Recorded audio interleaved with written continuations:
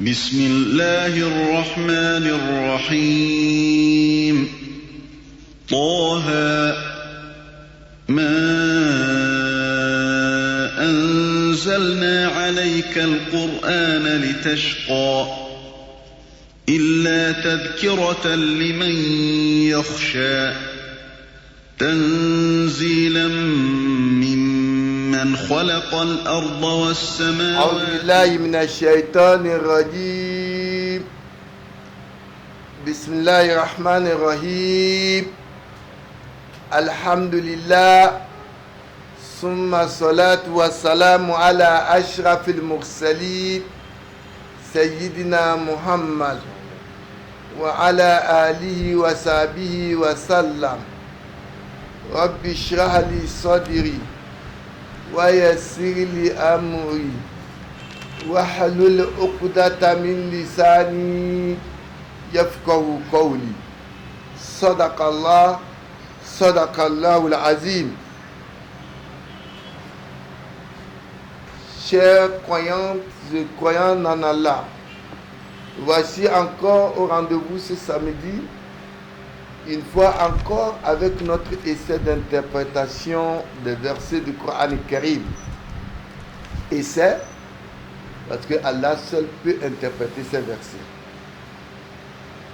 Le samedi passé, nous avons évolué du verset 77 à 80, toujours sur Taha, l'histoire de Pharaon et de Moïse. Nous avons fait comprendre que Pharaon a été déçu par le miracle de Dieu à travers Moussa. Et il a menacé les magiciens qu'il avait invités, qui se sont rendus prosternés après le miracle de Dieu, et a demandé la tête de Moussa et de ses serviteurs qui ont cru en lui. Allah leur a demandé de quitter la nuit et ils ont fui. Pharaon et son armée les a poursuivis jusqu'à ce qu'ils soient arrivés au niveau de la mer. Arrivés à cet endroit, rappelez-vous, nous avons dit le bâton dont utilisait toujours Moussa, Kolaïa Hassan.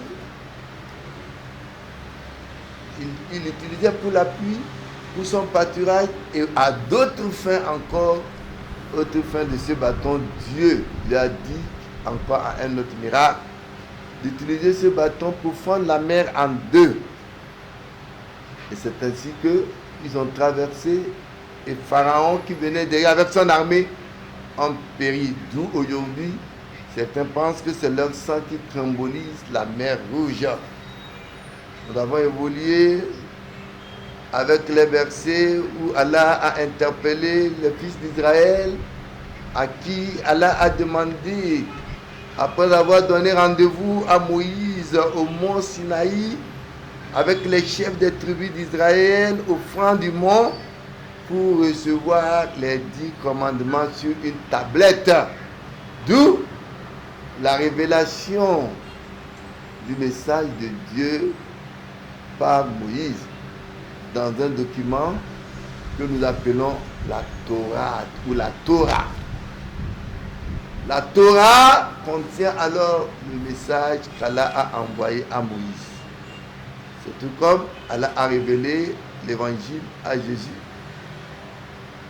Quand musulman est mis cela, Allah a révélé Zabour à Daoud, qui est David pour vous, et le Coran au prophète Mohammed. Mais aujourd'hui, le problème est de savoir où se trouve la Torah qu'Allah a révélée à Moïse. Où se trouve le vrai évangile qu'Allah a révélé à Jésus. Et le Zabour qu'Allah a révélé à David ou Daoud. Nous avons des collections. Rappelez-vous, dans les tafsirs passés, nous avons parlé de comment aujourd'hui les 5 évangiles que nous avons ont été autorisés. Désormais, vous lisez ceci, vous n'allez pas lire cela. C'est pourquoi le musulman aujourd'hui, croit au principe qu'Allah a révélé son message à Jésus. L'évangile que nous avons, c'est l'évangile selon Matthieu, c'est l'évangile selon Jean, c'est l'évangile selon Luc. Nous voulons l'évangile selon Jésus. Le jour où l'évangile selon Jésus sera produit, les musulmans vont croire après vérification. Et il n'y aura pas de différence avec le croire. Alors, en attendant l'évangile selon Jésus, nous croyons au principe qu'Allah a révélé son évangile à Jésus et la Torah à Moïse. Avec la permission de Dieu, nous allons donc continuer notre essai d'interprétation ce jour à partir du verset 85. Bismillah. أعوذ بالله من الشيطان الرجيم بسم الله الرحمن الرحيم كلوا من طيبات ما رزقناكم ولا تطغوا فيه فيحل عليكم غضبي ومن يحلل عليه غضبي فقد هوى وإني لغفار لمن تاب وآمن وعمل صالحا ثم اهتدى وما أعجلك عن قومك يا موسى قال هم أولئك على أثري وعجلت إليك رب لترضى قال فإنا قد فتنا قومك من بعدك وأضلهم السامري فرجع موسى إلى قومه غضبان أسفا قال يا قوم ألم يعدكم ربكم وعدا حسنا أفطال عليكم العهد أم أردتم أن يحل عليكم غضب من ربكم أفطال عليكم العهد أم أردتم أن يحل عليكم غضب من ربكم فأخلفتم موعدي قالوا ما أخلفنا موعدك بملكنا ولكننا حملنا أوزارا من زينة القوم فقذفناها فكذلك ألقى السامري بسم الله الرحمن الرحيم كلوا من طيبات ما رزقناكم ولا تطغوا فيه فيحل عليكم غضبي ومن يحلل عليه غضبي فقد هوى. Allah subhanahu wa ta'ala au verset 81 nous dit Kulu min tayyibati ma razaqnakum, mangez des excellentes choses que nous vous avons attribuées en nourriture. Wala tatgaw fihi fayahilla alaykum ghadabi, et ne vous rebellez pas là contre où ma colère s'installe sur vous. Allah dit وَمَنْ يَحْلِلْ عَلَيْهِ غَضَبِي فَقَدْ هَوَى, et celui sur qui ma colère s'installe va sûrement à l'abîme. فَقَدْ هَوَى ayu halaka, il sera donc à l'abîme ou bien maudit. Ici, ce verset ne devait pas être interprété d'une façon seulement littéraire, mais aussi d'une façon métaphysique. Dieu a veillé sur vous et a sauvé, et vous a sauvé, vous a donné l'éthique et la guidance spirituelle. Mangez donc ces fruits et ne soyez pas rebelles. Ceci nous amène à voir les interdictions dans ce qu'il faut manger. Allah dit Innama harrama alaykum al-maytat. إنما حرم عليكم الميتة والدم ولحم الخنزير. Allah vous a interdit en termes de nourriture tout ce qui est sang. Vous ne devez pas manger, c'est pour votre santé. Aujourd'hui, l'islam a prouvé par la science que le sang peut contenir des microbes. Allah vous interdit tout ce qui est sang comme nourriture. Et ce qui est mort, ce qui est mort sans être immolé. Un animal qui meurt comme ça, il est interdit aux musulmans de manger. C'est pour votre santé. Le sang, voilà, la viande du cochon. La viande du cochon contient des parasites. Je me rappelle quand on était étudiant, que les Chinois venaient dans le pays. J'avais parmi eux un ami chinois qui était médecin. Vous savez, quand ils venaient au Togo, on leur apprenait à peine un mois pour parler le français. Docteur, mal ou manger, pas manger. J'ai dit, docteur, toi, manger viande, porc, courant, quoi? Porc, chine, quoi? Il dit, porc, chine, pas bon. Il dit que le porc, chez les Chinois, le porc, la viande du porc n'est pas bonne. Et je demande pourquoi. Il dit parce que le porc contient parasites. Et Chine tuer parasites. Mais tuer par tuer parasites, il y a. On tue les parasites, mais il affirme encore que qu'on est tué ou pas, ça contient toujours des parasites. Donc, c'est pour vous dire que la viande du porc, l'islam l'interdit pour plusieurs raisons. On ne peut pas l'immoler puisqu'on ne peut pas prononcer le nom de Dieu.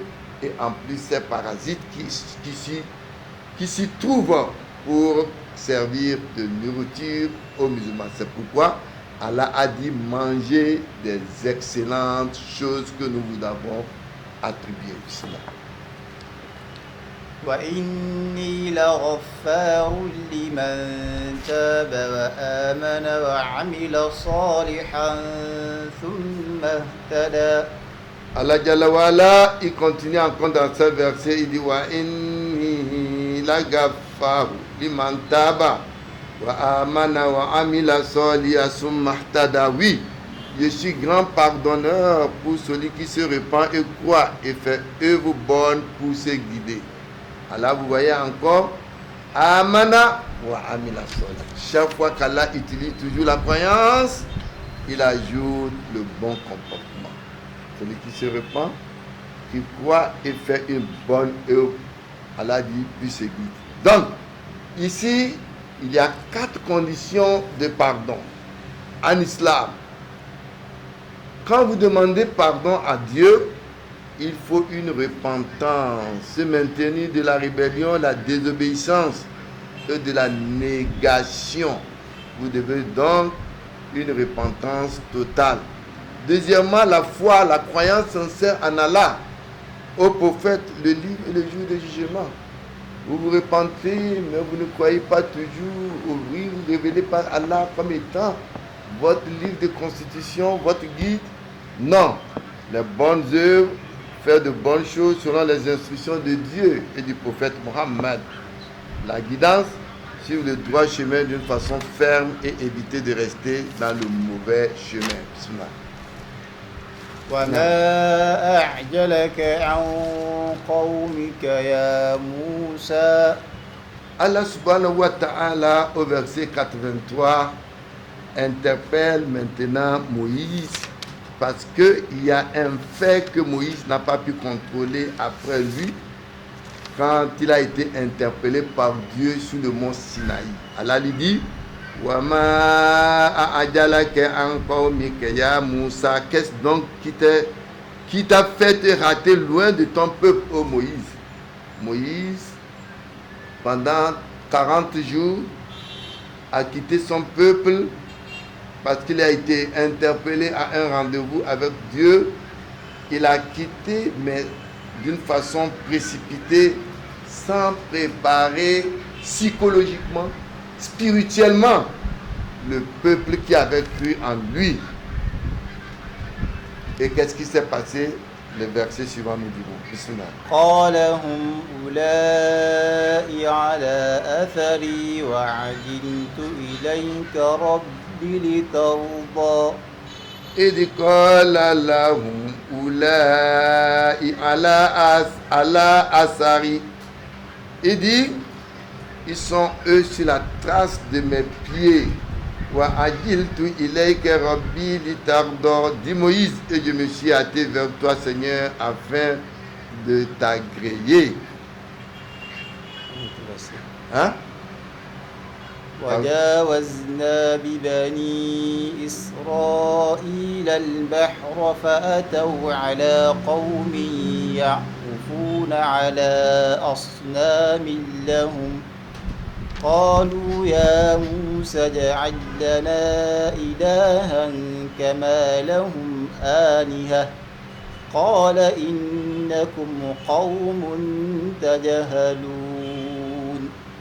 Alors, ainsi il est revenu, Moussa est revenu voir son peuple. Il les a vus, ils ont commencé par adorer autre divinité. Alors, il dit, oh ya Moussa, voilà, nous nous sommes faits de Dieu. Et Moussa dit, Kola innakum qawmun tajhalun. Vous êtes donc des peuples qui ignorent inna haulai mutabbara'una fi wa batil ma kanu ya'malun. C'est ainsi que leur problème commença après que Moïse a quitté Dieu et a quitté pour recevoir les 10 commandements, la Torah de Dieu. Il les a laissés pendant cette période de temps. Quand Allah sauva Moussa et Pharaon, il a promis donc le livre dans lequel il y a une guidance du bien, du mal et de l'intérêt. Moïse a laissé donc d'une façon précipitée son peuple sans les préparer et a laissé Haroun aussi dans la précipitation de croiser le Seigneur. Alors, quand il les a quittés, qu'est-ce qui est arrivé à son peuple? Ils ont été éprouvés et ont échoué de leur épreuve. Ceux qui avaient cru à Moïse, jusqu'à ce temps, ils ont créé l'image d'un Dieu, d'un autre Dieu qu'ils adorent. Et c'est ce Dieu-là que le verset suivant nous parlera de. Bismillah. قال فإنا قد فتناك من بعدك Fatanakomak. قال فإنا قد فتنا قومك من بعدك وأضلهم السامري. Voilà, Allah dit, Kola fa'inna kodi fatanakomak. Mais après toi, dit Dieu, nous avons tenté ton peuple. Allah tente toujours. Ne croyez pas que vous allez dire, Ahasiban nas an yitraku an yakulu amanna wa hum la yuftanoun.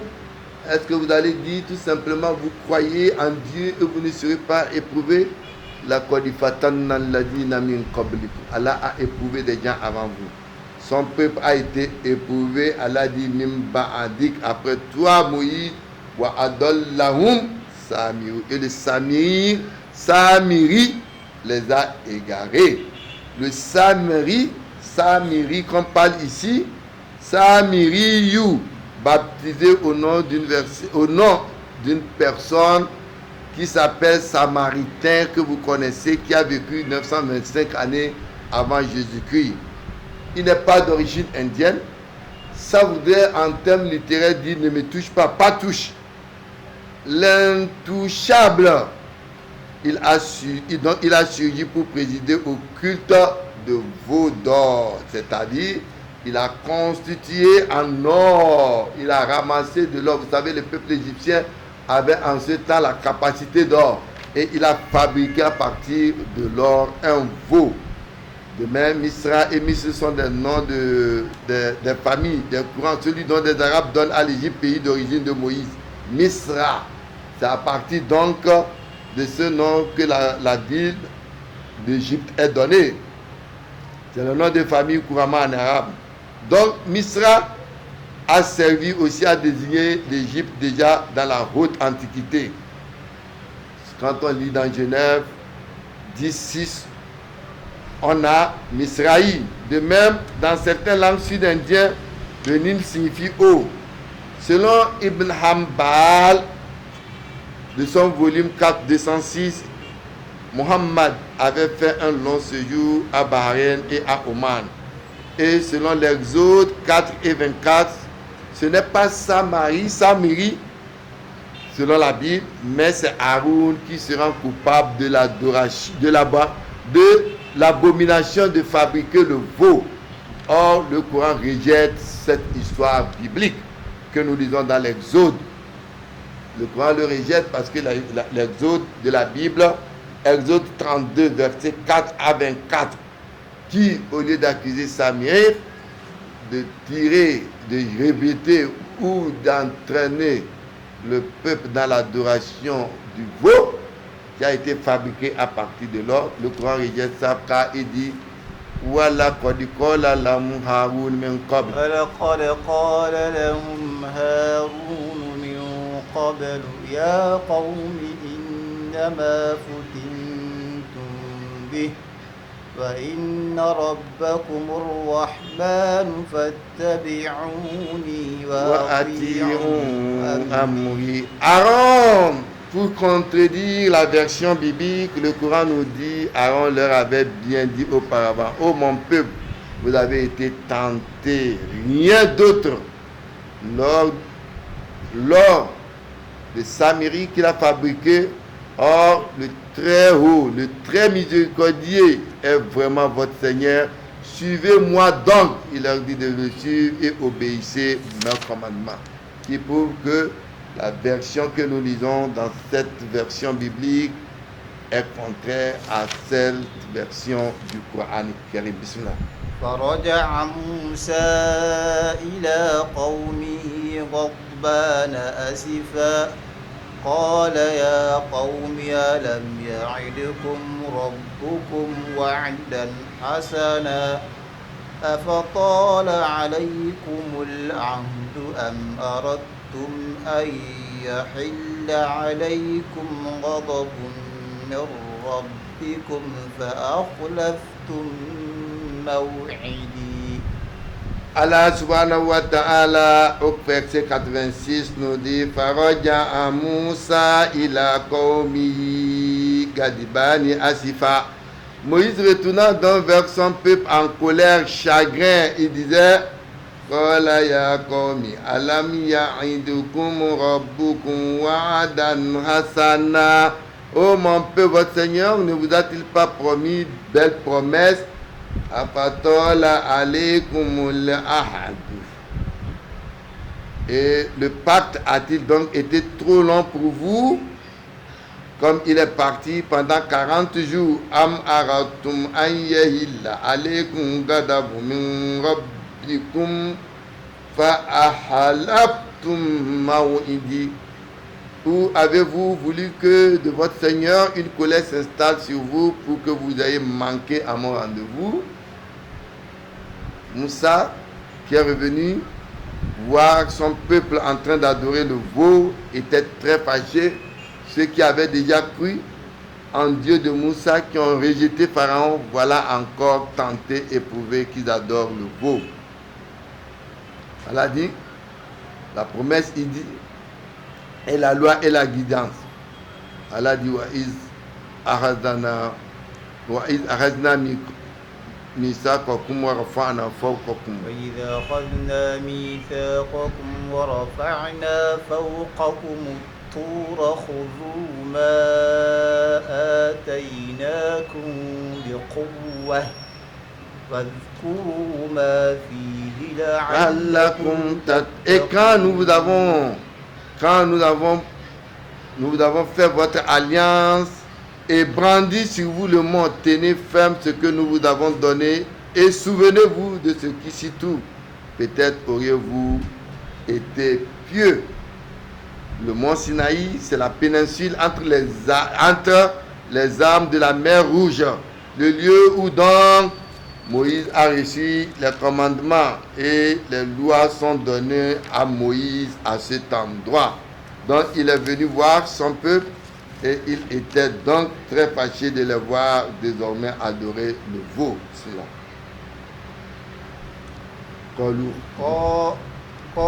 فرجع قالوا ما أخلفنا قالوا ما أخلفنا موعدك بملكنا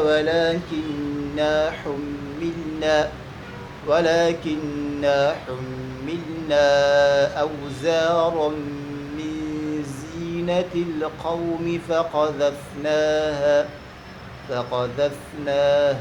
فكذلك ألقى السامري. Allah dit قالوا ما أخلفنا موعدك. Il dit ce n'est pas de notre propre pouvoir que nous avons manqué à ton rendez-vous. بملكنا ولكننا حملنا أوزارا من زينة القوم. Mais nous étions chargés du fardeau des ornements du peuple. فَقَذَفْنَاهَا فَكَذَلِكَ أَلْقَى السَّامِرِي. Nous les avons jetés et c'est ainsi que le Samiri les a lancés. Quand Moïse est venu, voilà l'argument qui est intervenu entre eux et Moïse. Dans un verset, قوله تعالى في قصص قوله تعالى في قصة هذه السورة. Allah dit dans l'histoire de cette surah, قال يا هارون ما منعك إذ رأيتهم ضلوا ألا تتبعني. Moïse a interpellé Haroun, mais pourquoi tu ne les as pas mis dans la voie quand il les a vus alors s'égarer? Et et c'est là où Haroun dit Yabna Ummi. Haroun dit oh Yabna Ummi, le fils de ma mère, puisqu'ils sont des cousins. La ta'arud bilihiyati. Moïse, Haroun, parce que Pharaon, Moïse était tellement fâché que devant Haroun, il était en train en quelque sorte de menacer Haroun et il lui dit ne tire pas mes barbes. Voilà birasi ni ma tête inni khashitu an taqulu faraqtu bayni wa bayni Israël wa lam tarkibu qawli. Donc Haroun a donné aussi son excuse pour faire comprendre donc à Moussa qui n'a pas été responsable. L'excuse est avancée par les gens impliqués dans le shirk fabriqué par Samiri pour jeter alors ce qu'ils ont fait à l'arrivée de Moïse. Pour eux, ils ont jeté les ornements dans l'intention d'établir le culte de veau qui leur est présenté et qu'ils se sont vus donc involontairement dedans. C'est-à-dire, ils ne savaient pas que ce que Samiri les avait poussés vers n'était pas une bonne chose. Et dans Exode 3:14 de la Bible, ces ornements ont été prêtés par chaque famille d'Israël. Donc les ornements, les ors en question étaient prêtés par chaque famille d'Israël pour constituer alors l'adoration du veau que Haroun n'avait pas réussi à contrôler. C'est sur ce verset que notre tafsir encore de ce jour va s'arrêter. Ce que nous avons pu dire de bien d'Allah. Les manquements sont nos imperfections. Qu'Allah nous fasse connaître sa science religieuse. Wassalamu alaikum wa rahmatullah wa barakatuh. Ar-Rahmanu ala al-arshi istawa. له ما في السماوات وما في الأرض وما بينهما وما تحت الثرى